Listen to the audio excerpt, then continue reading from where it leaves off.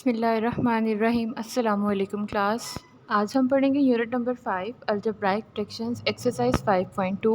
Question number 1 है simplify. Question number 1 का first part करेंगे 3/x-5 + 1/y-x। स्टूडेंट आपको एक्सप्रेशन गिवन है 3/x-y + 1/y-x। अगर आप लोग देखें तो डिनोमिनेटर में एक तरफ x - y है और दूसरी तरफ y - x है। दोनों वैल्यू सेम नहीं है, एक तरफ y बाद में आ रहा है और एक तरफ y पहले आ रहा है और इनके साइन भी अपोजिट हैं। तो हम जो सेकंड वन डिनोमिनेटर है यहाँ से हम माइनस को कॉमन ले लेंगे, तो ये बन जाएगा minus into x - y। 3/x - y + 1/- into x - y। हमने यहाँ से माइनस बाहर लिया है।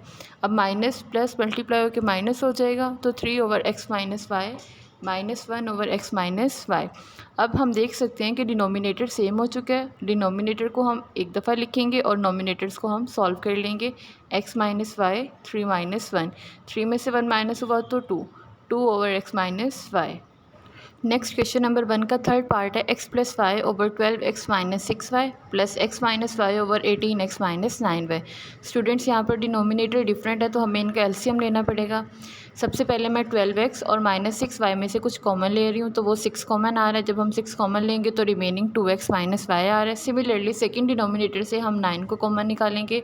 9 जब कॉमन आएगा तो 2x - y बच गया। अब हम देख सकते हैं कि जब मैंने डिनोमिनेटर में से कुछ नंबर्स को कॉमन लिया है तो ब्रैकेट के अंदर वाली वैल्यू सेम हो गई है, यानी 2x - y दोनों तरफ आ रहा है, तो हम इसे एक दफ़ा लिखेंगे। जब मैं 6 और 9 का एलसीएम ले रही हूँ तो इक्वल आ रहा है 18 के, तो यहाँ से हमारे पास एलसीएम आ रहा है 18 इंटू 2x - y। अब हम इसको फर्स्ट वन से मल्टीप्लाई करवाएंगे, तो स्टूडेंट्स हमारे पास आंसर आएगा 3 इंटू x + y।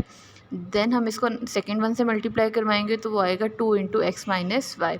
अब यहाँ पर 3 मल्टीप्लाई होगा x के साथ तो आंसर आएगा 3x। देन 3 मल्टीप्लाई होगा y के साथ तो आंसर आएगा 3y। सिमिलरली 2 मल्टीप्लाई होगा x के साथ तो आंसर आएगा 2x। देन 2 मल्टीप्लाई होगा y के साथ तो आंसर आया -2y। अब जो सेम वैल्यूज़ हैं उन्हें हम एक साथ लिख लेंगे, जैसे 3x और 2x है, ये दोनों प्लस होकर आंसर दे रहे हैं 5x, और 3y में से 2y माइनस हुआ तो आंसर आया y, और डिनोमिनेटर 18 इंटू 2x - y। तो हमारे पास इसका आंसर है 5x + y/18 into 2x - y। Next question number 1 का फिफ्थ पार्ट करेंगे 1/x + 1 - 2/x + 2 - 2x + 3/x² + 3x + 2। तो स्टूडेंट्स अगर आप फर्स्ट टू टर्म्स देखते हैं तो वो इक्वल है 1/x + 1 के - 2/x + 2 के। हम इन दोनों को अलहदा सोल्व करेंगे, और जो थर्ड टर्म है -2x + 3/x² + 3x + 2, यहाँ पर हम इसकी मिड टर्म को ब्रेक करेंगे। फर्स्ट टू टर्म्स का हम एलसीएम लेंगे, तो एलसीएम आएगा x + 1 इंटू x + 2। जब हम इसको x + 1 से मल्टीप्लाई करवाएंगे तो रिमेनिंग x + 2 बचेगा। x + 2 को 1 से मल्टीप्लाई करवाएंगे तो x + 2 ही आएगा, -2 एज इट इज़। और जब हम इसका एलसीएम लेंगे तो आंसर आएगा x + 1। तो हमारे पास नोमिनेटर आ गया x + 2 -2 इंटू x + 1। और थर्ड टर्म में हमने फैक्टराइजेशन करनी है, मिड टर्म ब्रेक करनी है, तो 2x + 3 वैसे ही रहेगा। नीचे डिनोमिनेटर में हम देखें हमें चाहिए 2x², और जब आप इसको प्लस या माइनस करें तो हमें चाहिए 3x। तो हम इसको इस तरह से लिख सकते हैं x² + x + 2x + 2। 2x को जब x के साथ मल्टीप्लाई करवाएंगे तो आंसर आएगा 2x², और जब हम इन्हें प्लस करेंगे तो वो मिड टर्म बनेगी, यानी कि 3x। x + 2 ऐसे ही रहेगा। -2 को हम अंदर वाली तमाम वैल्यू से मल्टीप्लाई करवा देंगे। -2 को x के साथ करवाए तो -2x, -2 को 1 से करवाएंगे तो -2, और डिनोमिनेटर एज इट इज़ रहेगा x + 1 into x + 2। Similarly -2x + 3 वैसे ही रहेगा, और जो हमने मिड टर्म ब्रेक करवाई अब हम इसके फैक्टर्स बना लेंगे। तो देखिए फर्स्ट 2 में से हमारे पास x कॉमन आ रहा है, जब x को कॉमन लेंगे तो x + 1 रिमेनिंग आ रहा है। लास्ट 2 टर्म्स में से हम 2 को कॉमन लेंगे तो 2 कॉमन आने के बाद रिमेनिंग आ रहा है x + 1। अब हम लेफ़्ट साइड पे इसको सॉल्व करेंगे। x - 2x = -x, +2 - 2 सेम है, साइन अपोजिट है तो ये कैंसिल हो जाएंगे। x + 1 into x + 2 as it is रहेगा। सेम हम दूसरी तरफ देखेंगे तो -2x + 3 वैसे ही रहेगा। x + 1 2 बार आ रहा है, हम इसे एक दफ़ा लिख लेंगे, और x + 2 भी एक दफ़ा ब्रैकेट में लिख लेंगे। अब हम अगेन ये 2 टर्म्स बन चुकी है, वो इनका एलसीएम लेंगे। तो अब डिनोमिनेटर सेम है, x + 1 x + 2 आ रहा है, और दूसरी तरफ भी x + 1 x + 2 आ रहा है, तो हम इन्हें एक ही दफ़ा लिख लेंगे।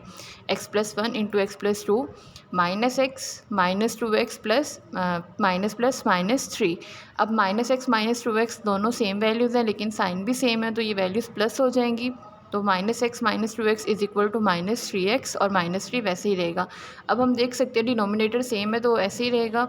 नोमिनेटर में 3 कॉमन आ रहा है, हम यहाँ से 3 कॉमन लेंगे, -3 कॉमन आने के बाद x+1 बचेगा divided by x+1 into x+2। अब नोमिनेटर में भी x+1 आ रहा है और डिनोमिनेटर में भी x+1 आ रहा है, तो यहाँ से ये कैंसिल हो जाएगा। रिमेनिंग -3/x+2 इसका फाइनल आंसर होगा। तो स्टूडेंट्स ये था हमारा आज का class work. I hope so आपको समझ आ गई हो। इसके रिमेनिंग पार्ट्स आपने होमवर्क में करने हैं। अल्लाह हाफ़िज़ क्लास।